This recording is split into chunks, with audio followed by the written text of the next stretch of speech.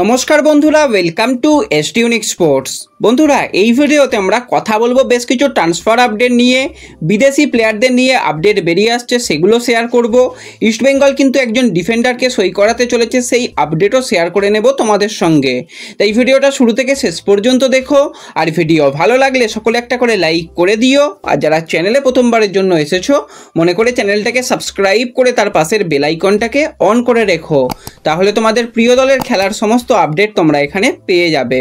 তো চলো আর দেরি না করে ভিডিও শুরু করা যাক। তো প্রথমেই যদি একজন বাঙালি প্লেয়ারকে নিয়ে কথা বলা যায়, তো 19 বছর বয়সী রাইট উইঙ্গারের প্লেয়ার মনিরুল মোল্লা, যাকে কিন্তু এবছরে আমরা বেঙ্গালুরু এফসি জার্সি গায়ে বেশ কয়েকটা ম্যাচে দুর্দান্ত ফুটবল খেলতে দেখলাম। এবার যেরকম তার পারফরমেন্স এবং তার যেরকম গতি, তার যেরকম স্কিল, সেক্ষেত্রে অন্যান্য ক্লাবেরও কিন্তু তার দিকে নজর রয়েছে। তো সেইভাবেই যেটা শোনা যাচ্ছে, 2026 সাল পর্যন্ত বেঙ্গালুরু এফসির সঙ্গে কন্ট্রাক্ট থাকলেও এই প্লেয়ারকে নর্থ ইস্ট ইউনাইটেড এফসি নেওয়ার রেসে সবথেকে এগিয়ে রয়েছে এবং কথাবার্তাও অ্যাডভান্স লেভেলে নিয়ে চলে গেছে। যদি সব কিছু ঠিকঠাক থাকে, তাহলে এই মনিরুল মোল্লাকে কিন্তু আমরা পরের আইএসএল এর নর্থ ইস্টের জার্সি গায়ে দেখতে পাবো।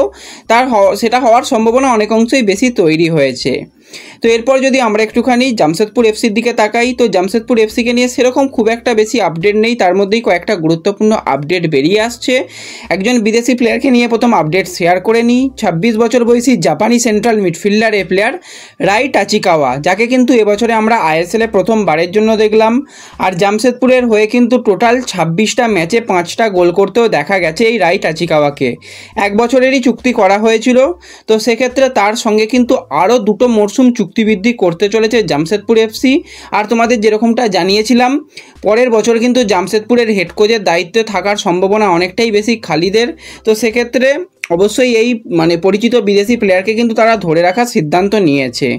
এর সাথে সাথে আরও একজন বিদেশি প্লেয়ার, 26 বছর বয়সী Spanish centre forward player Javier Siverio, শুরুটা ইস্টবেঙ্গল থেকে করেছিল, কিন্তু আহামরি ইস্টবেঙ্গলের জার্সি গায়ে ইমপ্রেসিভ পারফরমেন্স করতে দেখা যায়নি। তার পরবর্তী সময় ইস্টবেঙ্গল ছেড়ে কিন্তু জামশেদপুর এফসিতে লোন ডিলের মাধ্যমে গিয়েছিল এবং বর্তমানে তো ফ্রি প্লেয়ার হয়ে গেছে, আর কোনো রকম অসুবিধা নেই। ইস্টবেঙ্গলের হয়ে 21 ম্যাচে 4টে গোল এবং 1টা অ্যাসিস্ট, আর জামশেদপুরের হয়ে 8টা ম্যাচে 3টে গোল করতে দেখা গেছে লাস্ট সিজনে। তো এই জাভিয়ার সিবেরিওর ওপরও কিন্তু খালিদ ভরসা রাখতে চলেছে শোনা যাচ্ছে, তাকেও কিন্তু অফার করা হয়েছে জামশেদপুরের তরফ থেকে। যদিও এখনও পর্যন্ত ডিল ডান ব্যাপারটা হয়নি, একটু সময় লাগতে পারে। বিদেশি ক্লাবের অফারের সাথে সাথে আইএসএলের আরও কিছু ক্লাবের অফার রয়েছে জাভিয়ার সিবেরিওর কাছে। তো দেখা যাক শেষ পর্যন্ত সিবেরিও কোন ক্লাবে সাইন করে। আমি তো বলবো জামশেদপুরে সে যদি খেলে, খুব ভালো সে ফুটবল খেলতে পারবে। সেই জায়গায় চিমাচুকু বেরিয়ে গেছে, first choice centre forward player হিসাবে কিন্তু সিবেরিও সুযোগ পাবে, এবং সুযোগ পেলে কিন্তু সিবেরিও ভালো কিছু করতে পারবে, এরকমটাই আশা করা যায়। বয়স কম, হয়তো লাস্ট সিজনটা খুব একটা ভালো গেল না, কিন্তু তার মধ্যে গোল করার ক্ষমতা রয়েছে। এর আগেও আমরা দেখেছিলাম সুপার সাব হিসাবে। তো ইমপ্রেসিভ একটা সিগনেচার হতে পারে। তো দেখা যাক পরবর্তী সময়ে এই বিষয় নিয়ে যা আপডেট বেরিয়ে আসবে তোমাদের অবশ্যই শেয়ার করে নেব। এরপর যদি আমরা কথা বলি একটুখানি ইস্টবেঙ্গলকে নিয়ে, তো ইস্টবেঙ্গলও কিন্তু দল গঠনের কাজ খুব ভালোভাবে করছে। তোমাদের যেরকমটা জানিয়েছিলাম যে বেশ কিছু প্লেয়ারের সঙ্গে এখনও ইস্টবেঙ্গল কথাবার্তা চালাচ্ছে। আমরা ইস্টবেঙ্গলের সিনিয়র দলের ক্ষেত্রেও দেখেছি যে ডিফেন্স লাইনে খুবই সমস্যা। সেন্টার ব্যাক প্লেয়ার হিসাবে কিন্তু কেউই আহামরি খুব একটা ভালো পারফরমেন্স করতে পারছে না। তো সেই জায়গাতে কিন্তু রিজার্ভ টিমেও এই একই সমস্যা, সেন্টার ব্যাক প্লেয়ার হিসাবে কিন্তু একটুখানি সমস্যা হচ্ছিল। তো সেই জায়গাতেই কিন্তু ইস্টবেঙ্গল বর্তমানে কথাবার্তা চালাচ্ছে মুথুট ফুটবল একাডেমির একজন প্লেয়ারের সঙ্গে, মোহাম্মদ জেসেলের সঙ্গে। তো সেও কিন্তু সেন্টার ব্যাকে খেলতে পারে, পোটেন্সিয়াল রয়েছে। এর আগেও কিন্তু মুথুট ফুটবল দল থেকে বিষ্ণুর মতন প্লেয়ার ইস্টবেঙ্গলে এসে দুর্দান্ত ফুটবল খেলেছে। তো এইরকম প্লেয়ারের সঙ্গেও কিন্তু ইস্টবেঙ্গল কথাবার্তা চালাচ্ছে।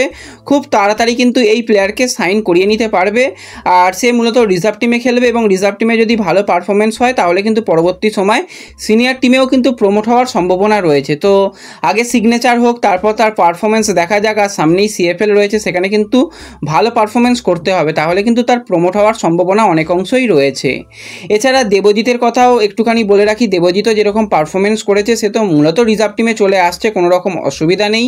তার সাথে সাথে সে যদি ভালো ফুটবল খেলতে পারে, তাকেও কিন্তু প্ল্যানিংয়ের মধ্যে রাখছে কোচ কার্লেস কোয়াদ্রাত। এরকমটাই আপডেট বেরিয়ে আসছে ইস্টবেঙ্গলকে নিয়ে। তো এই ভিডিওতে এটুকুই আলোচনা করার ছিল।